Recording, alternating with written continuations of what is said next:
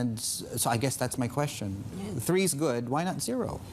3 is based on scientific analysis of the data, that we can screen out 50% of the infected arriving passengers at the airport, and another 80%, up to 80% after 2 days. So maybe out of 1,000 persons, 8 infected person could slip into the community. The ratio is actually even lower than local infection ratios. So taking into account the costs of a longer quarantine, 3 is the right approach at the moment, based on scientific data. So, Regina, how has this discussion and the Executive Council gone since, of course, John Lee has taken over as of July 1st? Is it a different kind of conversation than under Carrie Lam? I mean, are we starting to come to the realization that Hong Kong has been put at severe competitive disadvantage regionally and globally, and also that the virus is fairly endemic? Is the government any closer to acknowledging that fact? There is no difference between how we operate before or after John's taking over. We have been, all of us, in close contact with the business community, have been telling the chief executive the anxieties and the costs and the business costs. The difference is vaccination. Vaccination rates have gone up, but still not up to the desired level.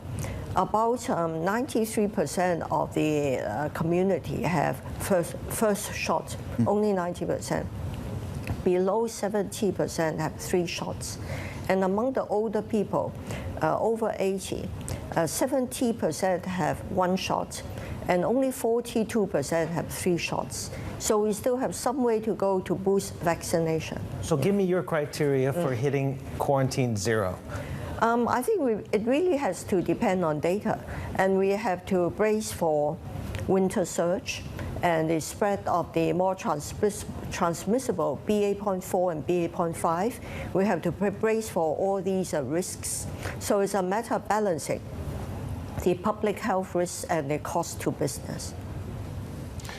Regina, here in London, I mean, it's life as usual, and people are kind of got used to it. We're going to have to live with COVID. WHO says that as well. Why can Hong Kong not live with it? And I do feel for you having to defend this policy in some ways.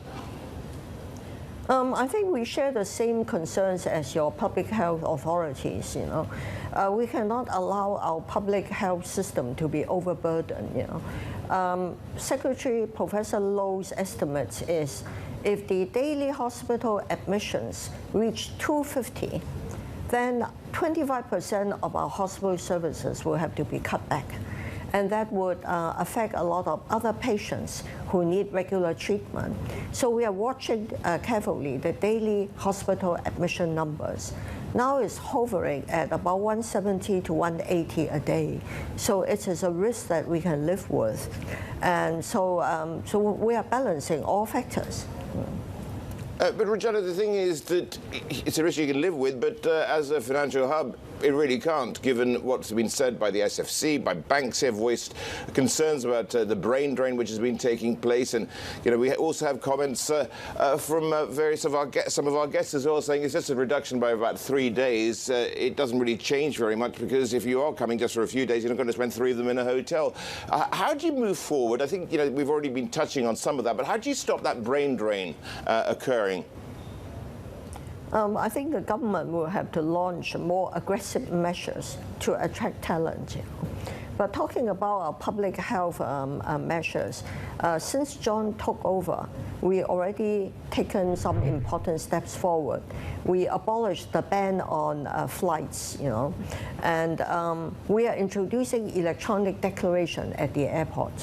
Actually, before arrival of the passengers, they can do electronic declaration at the point of a departure, which means that on arrival, the clearance procedures would be much simpler.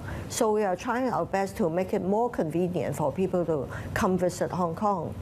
And I'm sure John will be actively looking at all the data scientifically to control the spread of the virus and limit the risk to the public health system and minimize the cost to business. Regina, I'm sure you're well aware of the hopes that people are looking to November. Yeah. There's an HKMA event. There is the Sevens, for Yes. example. You've mentioned it's all about the data, but is that a deadline for you? Can we look at November as a deadline and not so much as hope? I think we look at it as a highly desirable goal. I don't think the government can set any hard and fast deadline at this stage because we all have to look at the data scientifically. What if there is a surge?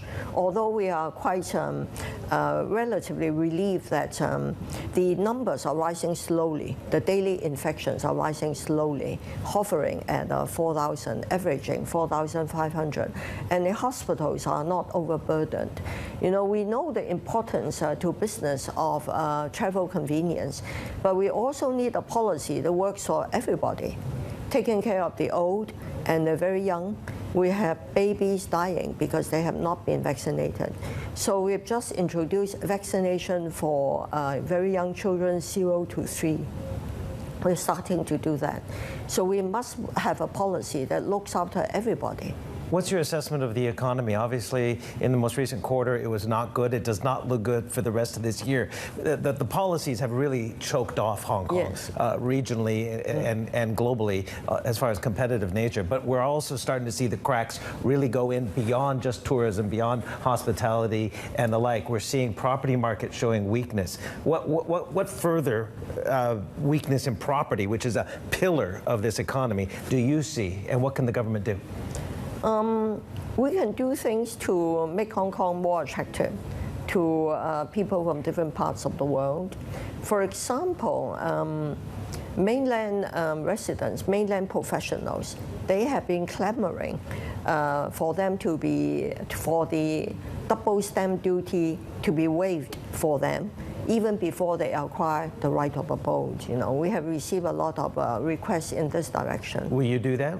I think the government would. Well, it's all a raft of measures are under consideration, and this is certainly something that the government could consider. I cannot commit the chief executive, but there are things we could do to boost interest in property, and to be honest, our economy has been buoyed, shored up by our fiscal reserves. The F has been coughing out a lot of money, nearly 200 billion in the past 2 years. And our strong fiscal reserve is a big help. Yeah, I want to get a sense also, with what you are likely to do with regards to the property market, supporting that, and also public housing here. What do you have plans in that regard as well, and how are things changing in the way that you are looking at land distribution and the like? We have the big Northern Metropolis project in the pipeline. And even before Kerry's departure, the government has been far more aggressively resuming lands. The government is planning to make more use of green belt lands. So we are working very hard on land production. And the Northern Metropolis plan provides a lot of opportunities. Infrastructure financing needs. There will be tremendous infrastructure financing needs. The Financial Secretary has set aside 100 billion for that grand plan. There are experts who expect we need 200 billion. And Margaret Leung, my colleague on EXCO, suggests that we should set up a fund similar to other government funds to leverage, to raise more funds for financing the Northern Metropolis land development and technology upgrading projects. So we have a lot in the pipeline, a lot going for Hong Kong. We all know the short term right now with the Fed raising interest rates, they're raising the mortgage rates here. That could be a dampening effect on the property market. We all know that. But the big story on banks here has been Ping An's kind of behind the scenes call for a split up of HSBC. This is Hong Kong, the bank. This is called the bank in this city. What are your views on that? Should it be split up to bring out the most profitable, the revenue-generating business, spin it off, and make it a Hong Kong bank again? I think there are mixed views on this. There are lots of people who think that Hong Kong Bank makes most of its profit from Hong Kong, so it should be split. But Hong Kong Bank is also part of UK, part of the West. What do you think? I think we would like to see Hong Kong Bank headquartered in Hong Kong, definitely. I'll ask you again on November. Zero quarantine. A lot of people are asking that. I'm getting also some conversations from many people in the industry right now who'd like to know, is zero the goal? It's a highly desirable goal. We all hope we could make it, but everything has to depend on a scientific approach based on the data, and we have to brace for other eventualities. What if the BA.4, BA.5 became the mainstream virus? So we have to brace for that as well, and the winter surge. It's quite a mild one, though, for most. Yes. If you are vaccinated, a lot of people have no symptoms, but we have to take care of the old, the infirm, and the very young children. Okay, and just very quickly, what's the government doing then to further the vaccination drive? Because this is the same question we had during the 5th wave, and we're still here. With the private sector have tried raffle draws, Now the government is doing home vaccination, and through schools, parent-teachers associations and all that.